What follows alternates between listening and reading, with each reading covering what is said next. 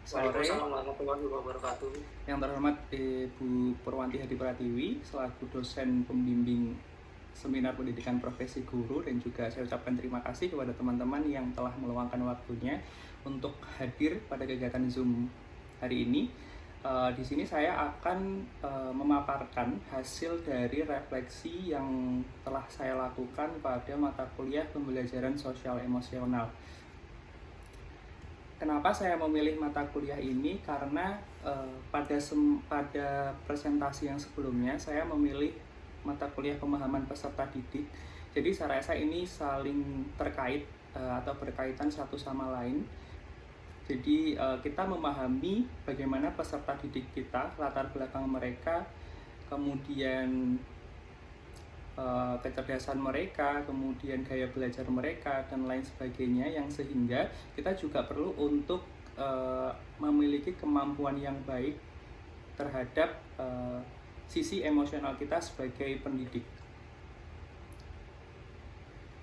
Tentang mata kuliah pembelajaran sosial emosional ini, merupakan mata kuliah yang tujuannya itu membantu mahasiswa, terutama calon guru, untuk mengembangkan keterampilan dan kemampuan yang berkaitan dengan interaksi sosial atau social relationship, dan juga pengelolaan emosi.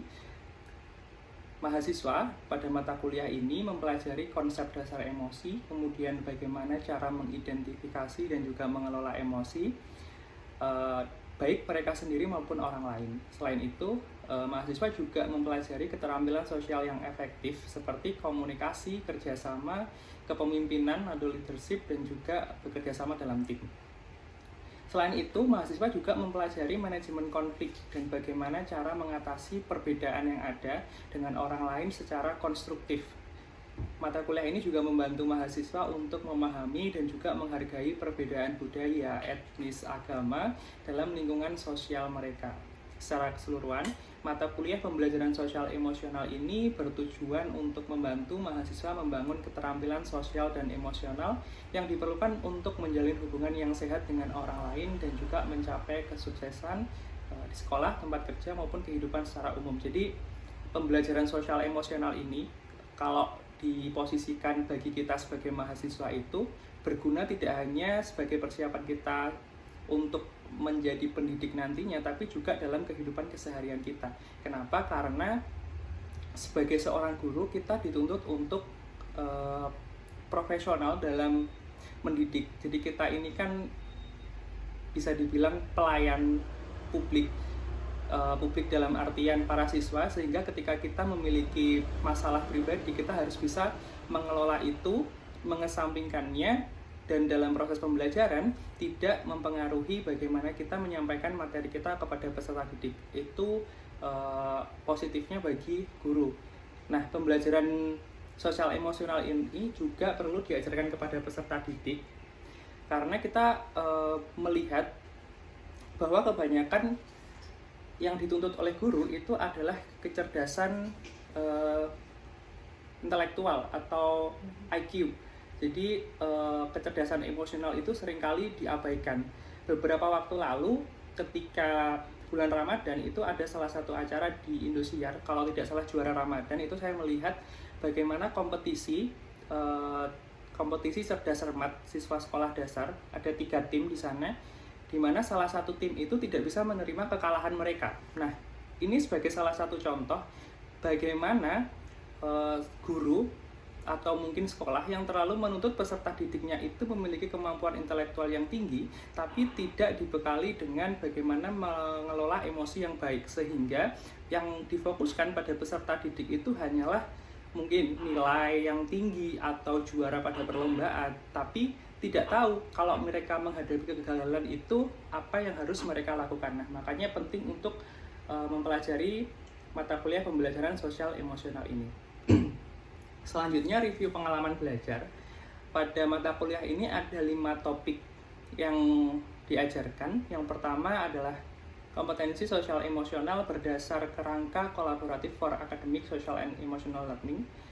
Topik keduanya membahas tentang peran guru sebagai teladan pembelajaran keterampilan sosial emosional. Topik 3, experiential learning. Topik 4, experiential learning untuk pembelajaran emosional. Dan topik 5, school well-being. Kenapa untuk topik 3 experiential learning ini saya highlight atau saya bold, karena ini yang menurut saya cukup bermakna bagi saya. Meskipun sebenarnya ada pembelajaran yang lebih bermakna, yaitu ketika kemarin pada pembelajaran ini ada modifikasi dari Bu Tiwi, yaitu kegiatan sharing session atau sharing berkelompok yang kemarin itu dilakukan secara bersama. Itu yang menurut saya cukup bermakna bagi saya, karena selain belajar teori tapi juga belajar praktek. Bagaimana kita membiasakan diri untuk mendengarkan orang lain, tapi kita tidak menuntut untuk selalu didengarkan.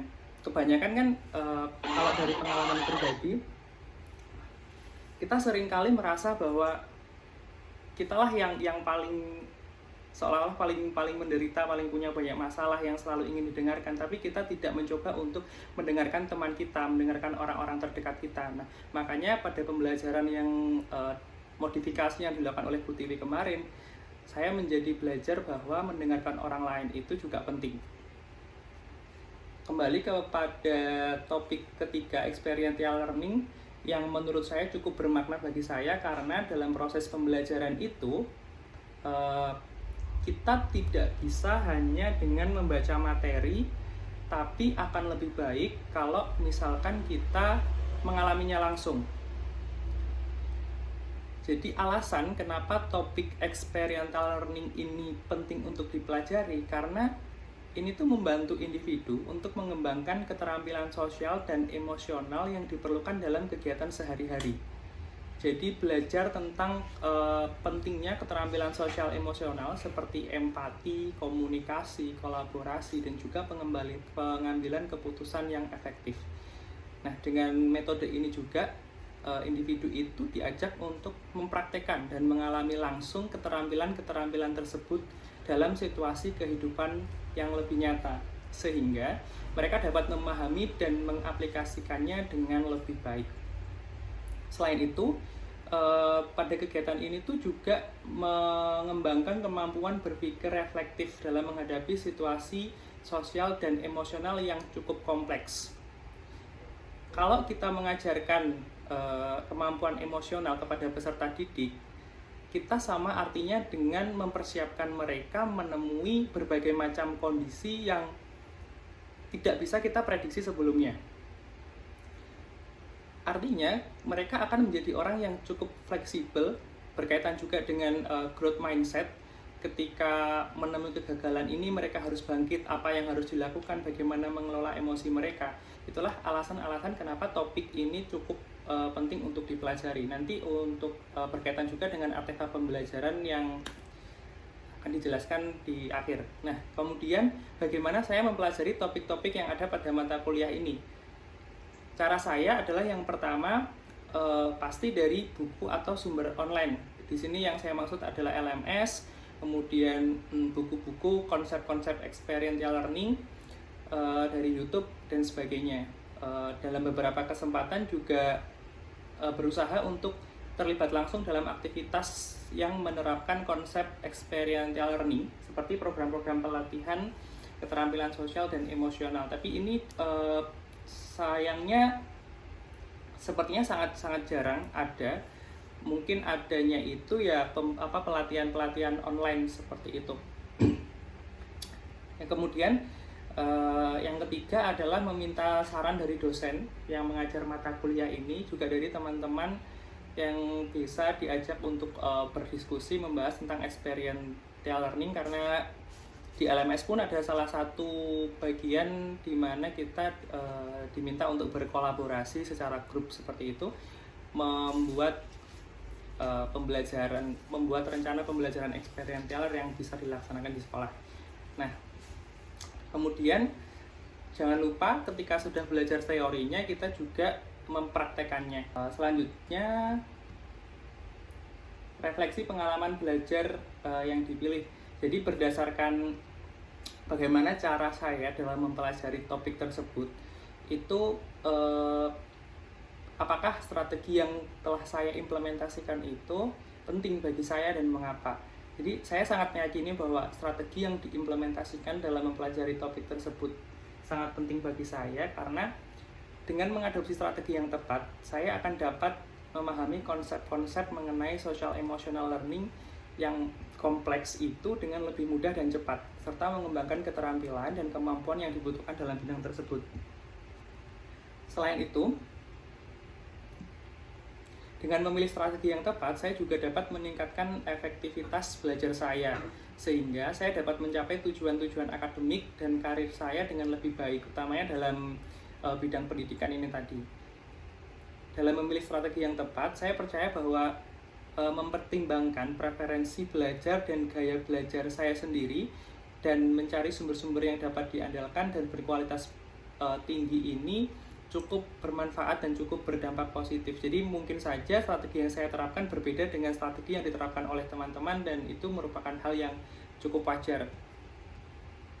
Nah, selanjutnya analisis artefak pembelajaran. Di sini saya memilih modul ajar yang menerapkan experiential learning, khususnya melalui aktivitas active experimentation atau doing, yang merupakan salah satu cara efektif untuk belajar. Ini saya coba untuk menampilkan modul ajar yang telah saya buat.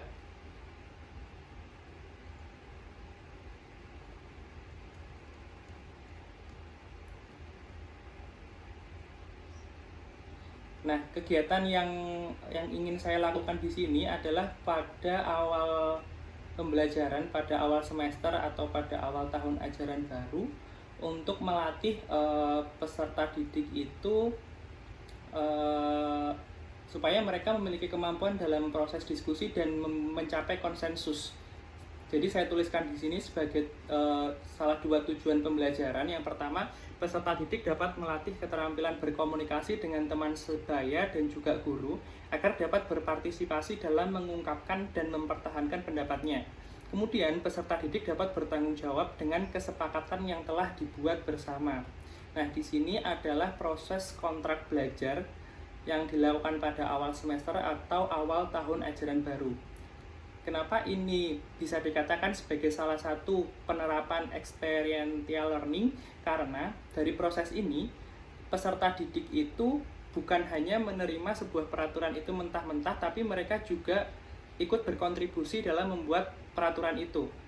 Ketika mereka telah mengusulkan sebuah peraturan, kemudian mencapai konsensus, maka kemudian mereka akan merasa memiliki tanggung jawab untuk menerapkan peraturan yang telah dibuat oleh kelompok mereka. Jadi tidak serta-merta kemudian peraturan dibuat oleh guru tanpa proses yang dilakukan dengan peserta didik, kemudian guru dengan seenaknya menuntut peserta didiknya menuruti peraturan yang telah dibuat. Karena saya percaya bahwa peserta didik atau seseorang itu akan lebih awet dalam mematuhi peraturan ketika mereka paham peraturan yang mereka jalani, bukan karena takut. Kalau misalkan seseorang itu menjalani sebuah peraturan karena takut, ketika yang ditakuti itu hilang, maka mereka akan kembali ke asalnya, yaitu tidak akan mematuhi peraturan itu. Tapi ketika peserta didik itu mengerti kenapa mereka harus mematuhi peraturan ini, kenapa mereka harus menjalankannya, karena mereka paham, maka itu insya Allah bisa berkelanjutan seperti itu. Makanya pembuatan kontrak belajar ini merupakan salah satu kegiatan experiential learning.